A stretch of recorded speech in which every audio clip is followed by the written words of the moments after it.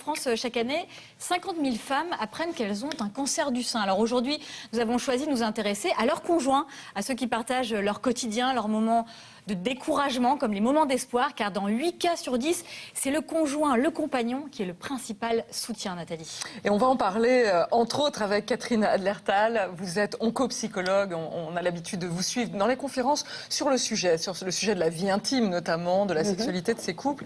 Et quand on a préparé l'émission avec Laura Boussière et toute la rédaction, nous on avait une idée un peu reçue, probablement, à propos des hommes, et on disait qu'il y avait un certain nombre d'hommes qui fuyaient à un certain moment de cette histoire, c'est-à-dire la déclaration, l'annonce d'un cancer du sein et les soins derrière ce cancer. Et puis on a lu le livre blanc, Cancer du sein, cancer de la prostate, qui est assez appréciable parce que ça traite les femmes et les hommes et les femmes. Et ils nous disent clairement que en fait, ces hommes qui fuient devant cette situation, apparemment, sont beaucoup moins nombreux qu'on l'imagine. Qu'est-ce que vous en pensez ? Alors, en effet, moi, de mon expérience clinique, alors ça existe, hein, je ne dis pas que ça n'existe pas, il y a des hommes qui fuient, mais la plupart du temps, les hommes ont peur pour leur femme. Ils ont peur de la perdre et ils sont très investis et ils essayent vraiment de l'accompagner le mieux possible. Vous savez, moi je dis toujours, le cancer ni ne rapproche ni ne sépare, il révèle la relation profonde. Et parfois, parfois il arrive qu'au contraire, même installé dans une routine, le couple ne fait plus très attention l'un à l'autre et puis tout d'un coup, cette maladie vient donner une espèce de claque et réveiller les vrais sentiments. Et là tout d'un coup, on se dit, mais elle est là et je l'aime et je risque de la perdre. Et j'ai peur et ça peut effectivement rapprocher. Ça donne du sens. Et donc vous êtes en train de nous dire que quand il y a séparation éventuelle, ça veut dire que c'était préexistant, que le couple n'allait pas bien, que... Exactement. Moi je demande, parce que c'est arrivé, bien sûr, en consultation, des femmes me disent, mon mari, mon conjoint est parti. Et je leur demande, et comment c'était avant ? C'était pas top. C'est rare que c'était vraiment magnifique, c'était le grand amour, ça faisait X années, puis tout d'un coup, quand il arrive un coup comme ça, l'homme part. Je ne dis pas que ça n'arrive pas, vous savez, tout arrive, hein. Mais c'est rare. C'est que la relation était un peu superficielle, a été fondée sur des concepts qui n'étaient pas forcément très solides. Il y a un chiffre qu'on a trouvé aussi, qui est un chiffre concernant la sexualité de ces couples-là, et des femmes en particulier, qui sont les chiffres de Curie, qui disent que 30% des femmes sont éloignées de toute forme de sexualité, de façon... définitive, j'ai pas envie d'aller là-dessus, mais enfin, apparemment, ça prend du temps. C'est un problème qui est vraiment très embêtant, c'est qu'on n'en parle pas beaucoup dans les services d'onco de sexualité. Alors pourquoi on n'en parle pas, c'est à double sens. Alors les oncologues n'en parlent pas tellement, et puis les gens du parcours de soins non plus, parce que soit ils connaissent pas bien, puis c'est pas leur boulot. Leur boulot, c'est de guérir le cancer. C'est voilà. Donc bon, on va pas en plus aller sur des terrains qui sont pas forcément essentiels. Pas forcément, moi je ne suis pas d'accord, voilà. Et puis les femmes n'osent pas en parler, parce qu'elles se disent, bon alors je suis en train de me soigner d'un cancer, et je vais commencer à parler sexualité, je vais passer pour qui, pourquoi, c'est tellement futile par rapport à ce qui m'arrive. Et du coup, personne n'en parle, et du coup, elles restent souvent dans des frustrations, dans des choses compliquées, dans des frustrations, sans oser échanger. Alors que c'est très important, parce que la sexualité, c'est quand même aussi la vie. C'est un pied de nez à la maladie. C'est vraiment Eros Tatanos, vous voyez. C'est vraiment ça. Donc, c'est une vengeance. Et c'est tellement important pour une femme, à un moment donné où elle se sent peu aimable dans le sens étymologique du terme, peu séduisante, où elle ne s'aime plus, se sentir désirée, se sentir encore séduisante dans les yeux de celui qu'elle aime, c'est tellement important. Ces hommes, justement, on va les recevoir sur le plateau des maternelles. On va en parler avec Jean-Marie et Thibault dans un instant. Merci beaucoup, Tina Kiefer. Merci à vous pour votre accueil.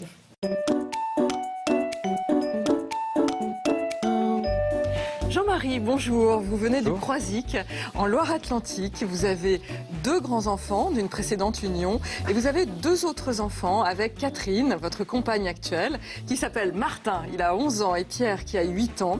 Le cancer du sein de votre épouse Catherine a été diagnostiqué en 2009. À l'époque, vous étiez dans une phase de couple un petit peu compliquée et puis vous avez décidé de vous serrer les coudes. C'est un peu ce que racontait Catherine tout à l'heure et d'être positif pour vous deux. C'est vraiment touchant d'avoir votre témoignage ce matin, donc merci d'être là. Et merci de m'avoir invité. Bienvenue à vous Thibaut, bienvenue sur le plateau des maternelles. Vous habitez Colmar en Alsace et vous êtes papa de 2 petites filles, Léonore qui a 6 ans et Romane qui a 2 ans. Le cancer de votre femme Salomé a été diagnostiqué pendant la grossesse de votre 2e petite fille. On avait reçu Salomé sur le plateau des maternelles et son témoignage vous avait extrêmement ému. C'est pour ça qu'on avait envie de vous accueillir aujourd'hui Thibaut. D'ailleurs, quand elle était sur notre plateau, elle a parlé de vous. Écoutez le regard qu'elle porte sur vous. Il m'a dit, voilà, c'est pour le meilleur et pour le pire. On est voilà, dans la même galère. Et il a dit, tu fais en sorte de t'en sortir. Moi, je suis là pour assurer le reste. Et voilà, sans lui aussi, je ne serais probablement pas où j'en suis aujourd'hui. Et souvent, on oublie de remercier l'entourage parce que ça, on nous dit de garder le moral, mais le moral, on ne pourrait pas le garder en fait tout sans seul, les proches. finalement. Voilà. C'est ça. Thibaut, ça vous fait quoi d'entendre Salomé parler de vous ainsi? Ça me touche énormément, c'est sûr. C'était une grosse période. C'est vrai que ce témoignage-là était très très important et c'était très très touchant en ce moment-là. Comment elle va, Salomé, aujourd'hui? Alors elle va mieux aujourd'hui, elle continue son combat tous les jours, c'est sûr. Aujourd'hui elle est sur un nouveau combat, c'est tout ce qui est la reconstruction aujourd'hui. Du corps? Du corps, parce que aujourd'hui elle doit réapprendre à accepter son corps et puis aujourd'hui avec la médecine, refaire maintenant cette partie de corps qui lui a été retirée à ce moment-là. Et Salomé nous a bien dit combien c'était important de vous remercier, messieurs, et justement de vous remercier de votre soutien. De votre côté, Jean-Marie, comment vous allez? On a envie de s'intéresser à vous. Vous qui êtes un papa, un compagnon, il y a du boulot. Il y a du boulot, mais je vais bien. Je vais bien parce que on vit une aventure formidable. On n'était pas préparé à ça, bien sûr, mais voilà, on se bat au quotidien et on le disait il y a quelques instants, c'est chaque minute gagnée, chaque jour, chaque mois, chaque semestre, voilà, c'est de la vie en plus. Voilà, c'est du bonheur en plus, c'est un bout de vie de gagner. C'est étonnant de dire formidable. Oui, mais sur cette réalité-là. Mais c'est un fait, c'est-à-dire que d'une situation où on peut perdre complètement l'espoir, on passe à une posture d'espoir, au contraire, justement, d'espérance, et puis. Chaque mois qui passe, c'est aussi des traitements nouveaux qui peuvent apparaître et qui donnent plus de chances d'aller plus loin. Thibaut, ce mot formidable, ce côté positif, ce goût de la vie, ça vous fait écho, comme à Jean-Marie? Tout à fait, c'était notre histoire. C'est quelque chose qu'on a dû vivre ensemble et c'est une histoire formidable en fait. Malgré toute cette maladie, malgré tout le côté négatif que ça peut engendrer, ça restera toujours notre histoire. Et ça a été écrit dans nos vies à nous et il fallait que ce soit vécu. Ouais. Catherine, comment elle va, Jean-Marie, aujourd'hui? Alors, douloureuse, parce que les traitements laissent des traces, bien entendu. La maladie est maîtrisée pour l'instant. Et il faut que ça dure très longtemps, mais elle résume en disant qu'elle va bien. D'accord. Voilà. Donc le côté je me bats pourrait rester positif pour deux. En tout cas, il y a des résultats. Ah oui, complètement. Oui. Ce qu'on va faire, Sidonie, bien sûr, c'est repartir dans les histoires de chacun d'entre vous. On va recommencer peut-être au début de l'histoire. Et on va voir justement ce chemin qui a été parcouru, qui est énorme. Donc effectivement, je le disais au départ, quand vous avez eu l'annonce de cette maladie, dans votre couple, c'était pas ça. Non, on s'adorait, mais notre relation était polluée par des histoires qui dataient de mon précédent mariage, des choses qui n'étaient pas bien gérées, pas bien claires. Donc rien à voir dans le fond avec notre couple, mais voilà, une pollution au quotidien et puis une relation qui en souffrait malheureusement. Et donc d'un seul coup, l'annonce de la maladie, ça change les choses, ça vous ressoude. Qu'est-ce que vous vous êtes dit à ce moment-là ?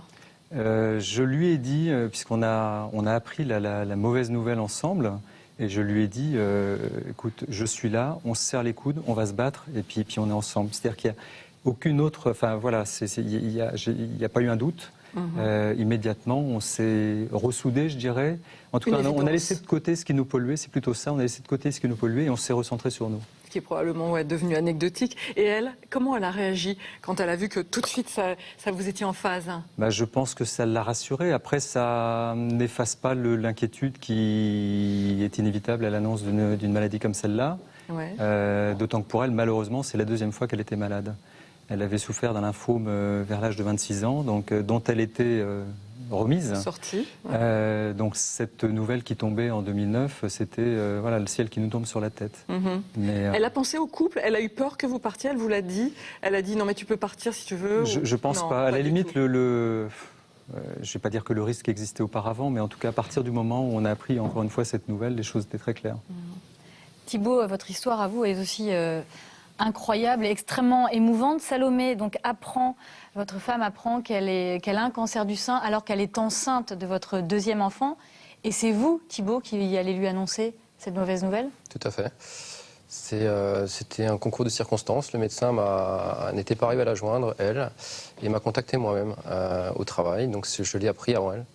Et c'est moi qui ai dû. Et, Comment vous lui avez annoncé? alors j'ai pris un peu de temps sur moi pour juste accuser légèrement le coup et savoir quels mots pouvoir utiliser. Et après, je pense que je lui ai annoncé vraiment le plus simplement possible, quoi, lui dire que les résultats n'étaient pas bons, qu'elle allait être malade et qu'il va y avoir tout un enchaînement de beaucoup de choses. Et voilà. La réaction de Salomé? Alors, la réaction était un petit peu totalement floue. Hein. On a été pris dans un total tourbillon, puisqu'il y avait tout en même temps. Hein. Il y avait la naissance, enfin il y avait cette grossesse qui devait être interrompue en même temps, et puis le début du traitement, et tout ça, c'était vraiment un grand tourbillon. Catherine, dans ce gros livre qui est essentiel, qui s'appelle Entre raison et sentiment, cancer du sein entre raison et sentiment, il est bien dit que c'est assez important d'être à deux rapidement quand on peut, notamment au moment de l'annonce. Pour quelles raisons c'est si important?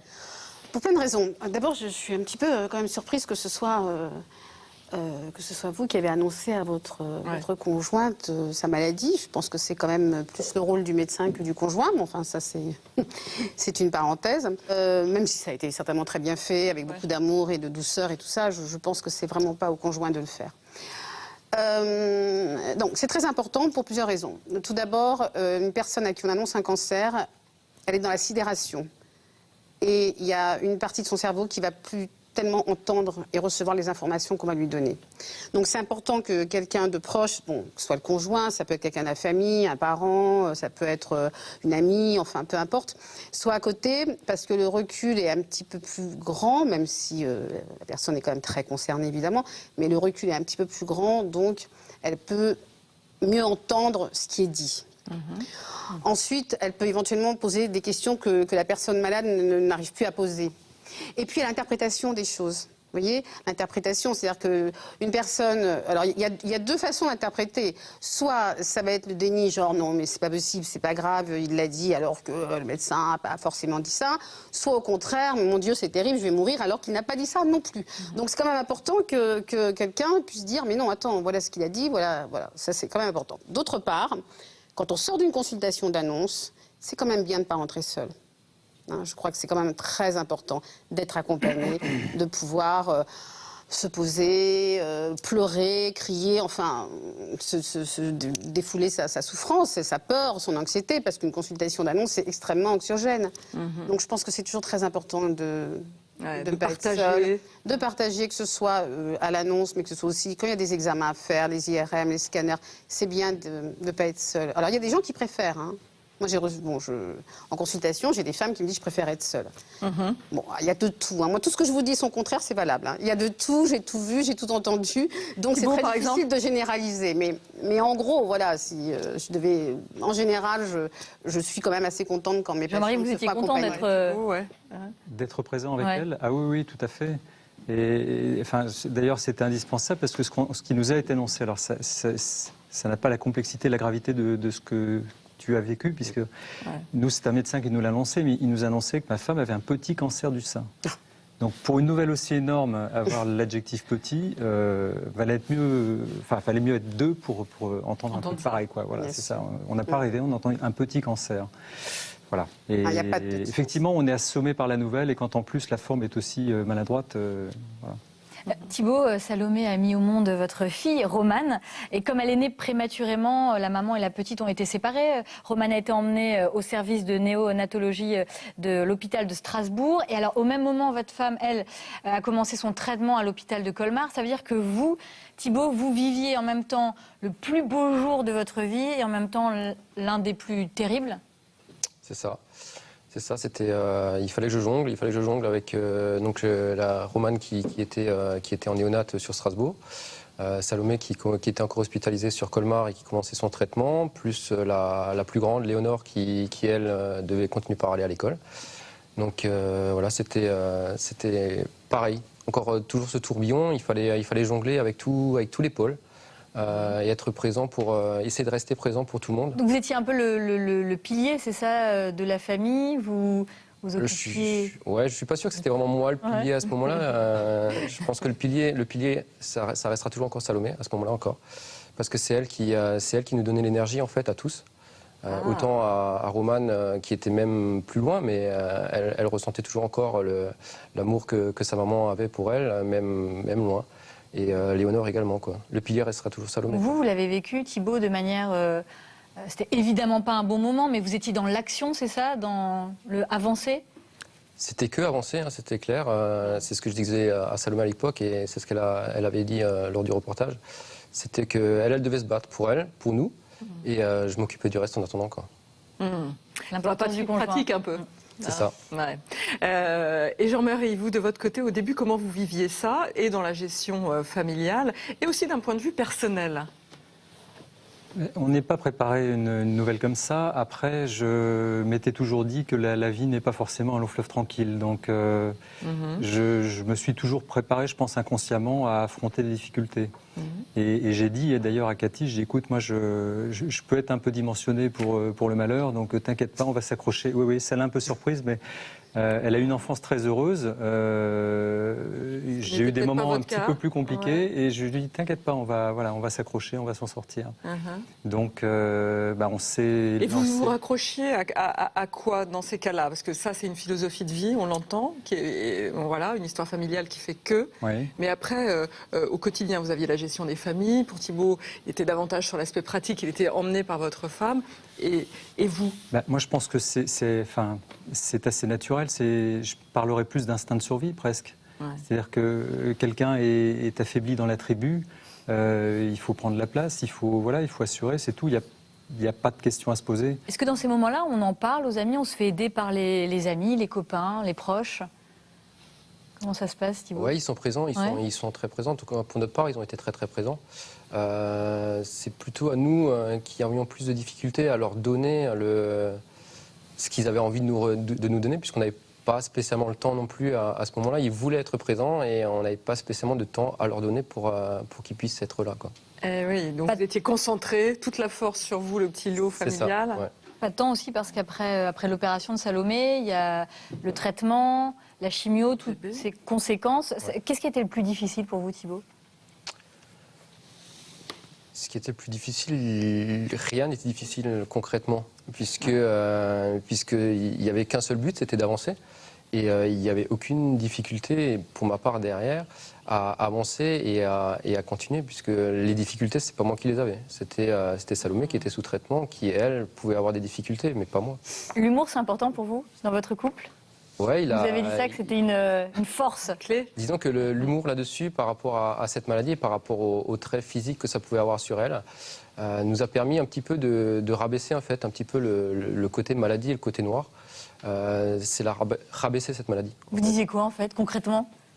Disons que voilà, par rapport à Salomé, la chute des cheveux, c'était bien parce qu'il n'y avait plus besoin d'aller chez le coiffeur, par exemple. C'était ce genre de choses et c'était vraiment rabaisser la maladie plus bas qu'elle puisse, elle, nous rabaisser, quoi. La dérision, ouais. Quel regard les femmes qui ont eu un cancer du sein portent-elles sur leur conjoint? Lise David est allée rencontrer Stéphanie, Delphine et Séverine, toutes trois lui ont raconté le rôle essentiel qu'ont joué leurs hommes dans ce combat contre la maladie.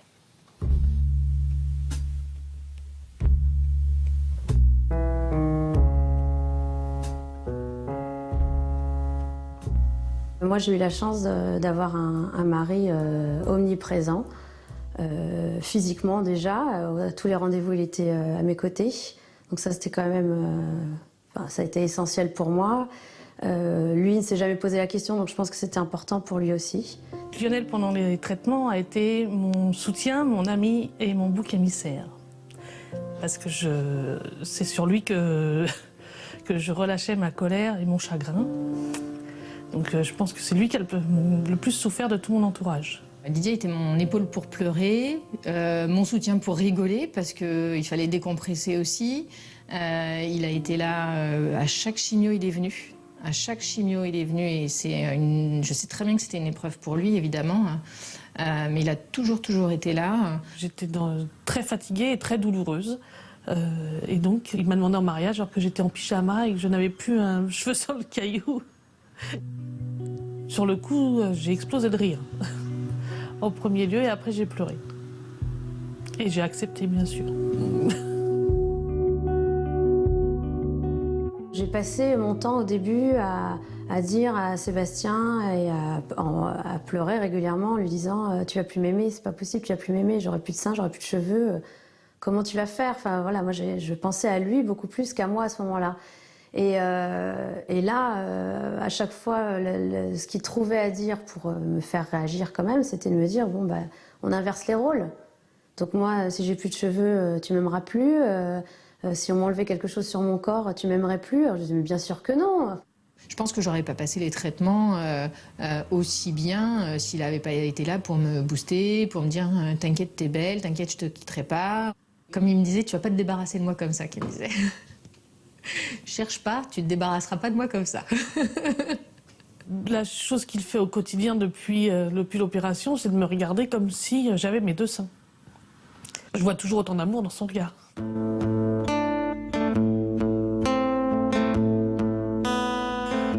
Très souvent, je me suis dit que je préférais ma place à celle de Sébastien. Parce qu'en fait, le malade, on subit, mais on est aussi acteur. Et je trouve que le conjoint, il a beau être présent, il est complètement impuissant. Je me suis bien rendu compte tout le long des traitements et même aujourd'hui que sa place est très difficile. Je pense que je ne lui ai pas assez dit parce que de temps en temps, il me dit les gens n'ont pas pensé à moi pendant cette épreuve. Didier a eu peur pour moi et c'est pour ça que c'était assez difficile pour lui. Disons que moi, pendant les traitements, j'ai pas eu le temps de réfléchir à savoir si j'allais risquer ma vie ou pas. Lui, de son côté, c'est ce à quoi il a pensé tout de suite et il me l'a dit. Il m'a dit, moi, j'avais peur de te perdre. Donc, c'est vrai que ça, il me l'a caché, je l'ai pas vu. Ça le rongeait de l'intérieur, quoi. Mais il m'a épargné, je le voyais pas.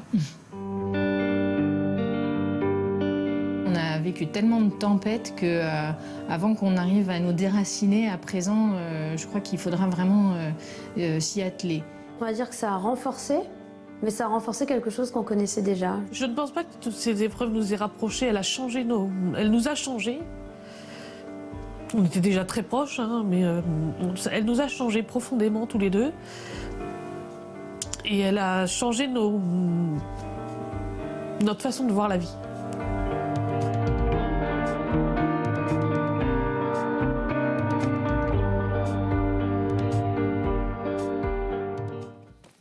Sacrée gonzesse, ça. Hein, Sidonie. Que de belles preuves d'amour. Bah oui. Ah oui, c'est touchant, c'est très émouvant, c'est très émouvant. Est-ce que vous avez reconnu des bouts de vos femmes dans ce que vous avez entendu là? Oui. Après, Jean-Marie, je sentais aussi que l'émotion était là. Thibaut? C'est sûr, énormément. C'est vrai que la crainte du changement et, pour une personne malade doit être énorme. Alors que, pour ma part, Ouais. j'ai jamais vu aucun changement par rapport à Salomé. Je veux dire, la chute des cheveux, l'ablation, tout ça, je veux dire, c'est des choses qui passent outre. Ça ne change rien sur le regard, en fait, de la personne qu'on avait avant la maladie, et pendant la maladie, voire après la maladie. Mais votre femme, elle vous croyait? Je pense pas qu'elle me croyait. Ouais. Et pourtant, la vérité était là. Et cette femme qui dit qu'elle préférait être à sa place qu'à la vôtre, vous en pensez quoi? Je comprends. C'est difficile de se mettre à la place, mais en même temps, c'est des choses qu'on a vécues. Donc je comprends ce qu'elle veut dire. Ouais. Après, je ne sais pas si Cathy a raisonné de cette manière-là, mais ah oui, on fait plus qu'un, quoi. Enfin, c'est un peu ça, c'est-à-dire que quelle que soit l'apparence, c'est la personne qu'on aime. Et enfin, elle m'a demandé, moi, de lui, parce qu'elle perdait ses cheveux par poignée, malheureusement, après le démarrage de la chimio. Elle a gardé ses cheveux jusqu'à la rentrée scolaire pour les enfants. Et puis elle m'a dit, en rentrant de l'école, elle m'a dit, tu vas me tondre les cheveux. Donc, c'est vous qui l'avez fait. Et c'est moi qui l'ai fait. C'était un moment difficile. Ça aussi, mais... Et ça aussi, vous l'avez vécu à deux. Oui, complètement. Ouais. Est-ce que vous avez réussi à communiquer durant cette période d'épreuve? Est-ce que vous arriviez à vous parler en préparant l'émission avec Laura Boussia, vous me disiez qu'il y avait eu quand même des moments d'engueulade, comme dans la vie, quoi. Oui, parce que il y a une part de la vraie vie qui continue, avec parfois des choses bassement matérielles qui peuvent nous polluer aussi le quotidien. Ouais. Donc il y a des moments dans lesquels on est un peu au fond du trou, c'est difficile. Et on s'engueule pareil de la même manière? On s'engueule pareil, on arrive... Oui, quasiment. Et puis je trouve que c'est un côté sain, à la limite. C'est plutôt un signe entre guillemets, de réaction et de bonne santé. Même si la santé physique n'est pas là, au moins il y a l'énergie. Oui, ça veut dire que c'est pas envahir par la maladie, surtout. Oui, c'est ça. C'est pas envahir par la maladie. Voilà. Et Cathy ne manque pas d'énergie, donc ce genre de situation s'est produit quelquefois. Et d'un point de vue désir, allons dans l'intimité, là il a été question. Est-ce que vous avez réussi à dépasser ça, l'accompagner? Est-ce qu'elle était d'accord, pas d'accord? Comment on fait pour se garder une intimité dans ces cas-là? C'est-à-dire à l'accompagner aux soins, par exemple? Non, je parle de désir, de sexualité, de câlin, de tendresse. Moi, je pense que, en ce qui me concerne, il y a eu 2 temps. C'est-à-dire qu'il y a une première période pendant laquelle on réalise au fur et à mesure, mais on a du mal à comprendre ce qui se passe quand même pour l'autre et pour son corps, à tout point de vue. Alors, il y a les choses qu'on voit, et puis il y a tout ce qu'on ne voit pas, et qui est les sensations physiques. Il y a une fatigue immense, des douleurs, tout ça, ça ne se voit pas, bien entendu. Donc il faut quelque part le comprendre sans le voir. Et puis sans en parler même, le comprendre. Si, parce qu'on ne peut pas comprendre si on n'en parle pas. Et puis il y a un deuxième temps où, étant conscient de tous ces problèmes, de toutes ces difficultés, on tente le retour vers l'autre, qui n'est pas forcément prêt à nous recevoir, mais on tente le retour vers l'autre parce que la vie continue, parce que ça fait partie du couple, parce que ça fait partie de la vie de couple, et même si c'est très différent, beaucoup plus compliqué, tout est différent. C'est un prolongement un petit peu naturel de l'existence. Donc, voilà. Catherine, quelle est la place justement de la tendresse et de la sexualité dans un couple comme ça qui traverse une maladie? C'est extrêmement important parce que, d'abord, attention, la sexualité, c'est pas juste la pénétration, le coït total. Vous voyez, la sexualité, c'est très large. Les caresses, la tendresse, les baisers, la sensualité font partie de la sexualité.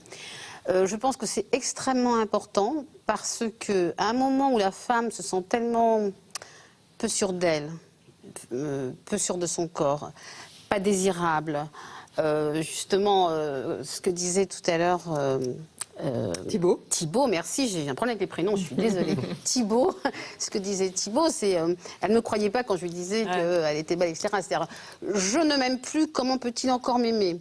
C'est ça, en fait, ce qui se passe. Et quand on sent que malgré tout cela, dans le désir de l'homme que l'on aime, on se sent désiré, désirable, que le geste se joint à la parole, parce qu'effectivement, un homme qui vous dit « mais si, pour moi, tu es toujours belle et je te désire », et puis qui n'est jamais à la maison, on peut commencer à se poser des questions. Mais si le geste se joint à la parole, s'il le prouve, c'est extrêmement important parce que de nouveau, on peut se sentir femme, et alors qu'à un moment où la féminité est extrêmement mise à mal.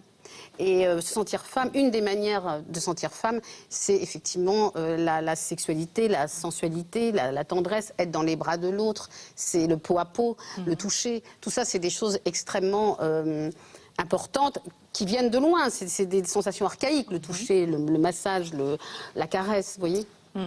C'est la preuve qu'on vit, qu'on est vivant. La preuve qu'on est vivant. La sexualité, c'est la vie aussi. Voilà. J'allais dire tout à l'heure, je me suis retenue, mais que c'est un côté un peu animal. Alors ça rejoint peut-être ce que vous dites au travers du fait que ça vient de loin, c'est un peu archaïque, mais voilà, ça fait partie de C'est instinctif. Oui, c'est ça, ça fait partie de la vie. On a besoin de l'autre. Ouais. complètement. Du toucher de l'autre et du regard de l'autre, très important. Et il y avait un témoignage en parlant de désir, Alors il y a aussi un fait, c'est que même si les choses sont violentes et rapides, on ne voit pas non plus. Je pense qu'on ne voit pas la dégradation physique qui malheureusement est inévitable à cause des traitements. De façon aussi brutale que quelqu'un qui découvre la personne malade 2 mois après le démarrage de la chimio. Donc on s'habitue presque peu à peu, jour après jour, au nouveau visage de sa femme. Et puis comme on l'aime, on l'accepte comme elle est, quoi. Donc, je pense qu'il y a une adaptation qui doit se faire, une adaptation psychologique et physique. Oui, c'est-à-dire qu'on a une personne dont l'apparence est très différente. En même temps, ça reste la même personne, mais on a presque, je pense, moi, je ne sais pas ce que tu en penses Thibault, mais je pense qu'on a le temps de, malgré tout, de s'adapter et puis en ce qui me concerne, de l'accepter. Thibault ? Je pense que c'est plus facile pour nous, en fait, que pour elle, puisque c'est, comme vous expliquez, c'est le changement physique pour elle, c'est sa féminité qui s'enlève. Et pouvoir se sentir encore désirée alors qu'on ne s'aime pas, on n'aime plus son corps. Je sais que pour Salomé, elle avait du mal à se voir dans un miroir, puisque c'était... tous les attraits féminins lui étaient retirés. Elle ne se reconnaissait pas ? Elle ne se reconnaissait pas, réellement. Donc c'est sûr que penser pouvoir être désirable alors que physiquement on ne se plaît plus personnellement, c'est très très difficile à accepter. Et donc je pense que c'est plus facile pour nous, puisque nous, notre regard n'a pas changé en tout cas, que pour elle. Peu après l'annonce du cancer de votre femme, Jean-Marie, vous lui avez fait une promesse très forte. Oui. En fait, elle a appris sa maladie un petit peu avant l'été 2009 et on est parti en vacances à Bormes-les-Mimosas cet été-là, au mois d'août. Et je lui ai d'abord envoyé une petite carte postale de Bormes-les-Mimosas secrètement la veille du départ pour qu'elle la reçoive en rentrant à la maison, où j'avais écrit ma jolie frémousse, on va y arriver. Voilà, je te le promets. Et bon, elle me l'a ressorti avant de venir à l'émission. C'est pour ça que je me souviens du texte. Mais, et je lui ai dit, quand elle a reçu la carte, je l'ai prise dans mes bras, je lui ai dit, écoute, ce qu'on veut faire, c'est vivre au bord de l'océan, donc on ne va pas attendre, on va le faire. Voilà, je te le promets. On va changer de vie. Donc il a fallu 3 ans pour y arriver, mais on l'a fait. Et aujourd'hui, vous en êtes où ? Nous sommes au bord de l'océan. Donc la promesse est tenue, Catherine. Voilà. Il y a eu quand même une difficulté parce qu'au moment du déménagement, il y a eu une rechute. Oui, complètement, qui a été confirmée médicalement la veille même du déménagement. Elle n'allait pas bien depuis quelques mois. Tout était prêt, les cartons étaient presque tous faits et la veille du déménagement, elle rentre à la maison en annonçant une rechute. Et là ? Donc nous sommes tombés dans les bras l'un de l'autre, bien sûr. Et puis on s'est dit, mais de toute façon, on le fait, on y va, on part. Et bon, on espère être tranquille, mais il a fallu continuer à se battre et encore plus fort, puisque c'était une récidive métastatique. Et aujourd'hui, ce que vous me disiez, elle va mieux. Elle va mieux, la maladie est stabilisée. Alors je fais très attention à ce qu'elle dit parce que... Oui, on y va très prudemment. Moi je suis désespérément optimiste. Alors je vois le verre à moitié plein. Cathy est très prudente et puis ça se comprend. Et vous êtes complémentaires là-dessus. Voilà, on est complètement complémentaires. Et non, le fait est que la maladie est actuellement stabilisée et il faut qu'elle reste le plus longtemps possible. À profiter du croisic. Exactement, le bonheur du croisic, l'air du large. Thibault, aujourd'hui, 2 ans après le début de la maladie de votre femme, votre couple est ressorti vraiment grandi, plus fort que jamais ? Plus fort que jamais. On a vécu quelque chose que tous les couples n'ont, entre guillemets, pas la chance de vivre, parce qu'on a vécu une épreuve, un combat qu'on a dû faire tous les deux avec nos enfants. Et c'est quelque chose qui nous a unis, soudés et qui nous a de toute façon renforcés, ça c'est sûr. Toutes ces émotions, toute cette fatigue, vous ne criez pas une sorte de contre-coup ? Je vois pas un grand effort de ma part durant ces deux dernières années. Donc je peux pas attendre une fatigue. Catherine, alors on parle de l'après. Vous avez une expression qui est que vous êtes attentive, en tout cas, à ce que vous appelez le cancer blues. C'est-à-dire que quand c'est fini, quand il y a une rémission, une guérison, c'est là que ça peut s'écrouler ? Alors moi, je dis toujours, les soldats, c'est rarement sur le champ de bataille qu'ils font des dépressions, mais c'est après. Quand ils commencent à réaliser un petit peu, et puis quand il y a des images qui reviennent. Quand on est sur le champ de bataille, on est dans l'action. On est dans l'action, dans l'agir. Nos journées, même si elles sont extrêmement désagréables, sont quand même scandées par des rendez-vous chez les médecins, en chimio, etc., que sais-je. Puis tout d'un coup, il y a une espèce de vide, plus rien. Voilà, le jour où l'oncologue vous dit, écoutez, les résultats sont bons, c'est fini, on se revoit dans 6 mois, c'est le vide. Et ce qui est très compliqué en fait à comprendre, c'est que l'entourage, et même parfois le conjoint, est super content. Tout le monde est content, c'est champagne, t'es guéri, quoi. Ça y est, c'est fini, on n'en parle plus, c'est derrière nous, on oublie, on passe à autre chose, et voilà, et tout est merveilleux, tout recommence comme avant. Et ça recommence pas, c'est une Sauf autre que vie, c'est pas exactement comme ça que ça se passe. Comme voilà, il y a une espèce de mise à recul, il y a ce vide, donc ces creux de vague, une fatigue, il y a quand même une reconstruction non seulement physique, bien entendu, mais psychologique aussi à faire. Et on se sent souvent, enfin les femmes, voilà ce que je ressens, c'est cette espèce de décalage avec l'entourage, de décalage quasi permanent. Alors cette convalescence, elle peut prendre une bonne année, voire plus. Il y en a qui n'auront jamais, comme je vous disais tout à l'heure. Hein. Tout ce que je dis est son contraire. Bon, je vous parle en général. Ouais. Il y en a qui n'auront jamais, il y en a qui sont jamais arrêtés de bosser, qui ont toujours eu la pêche.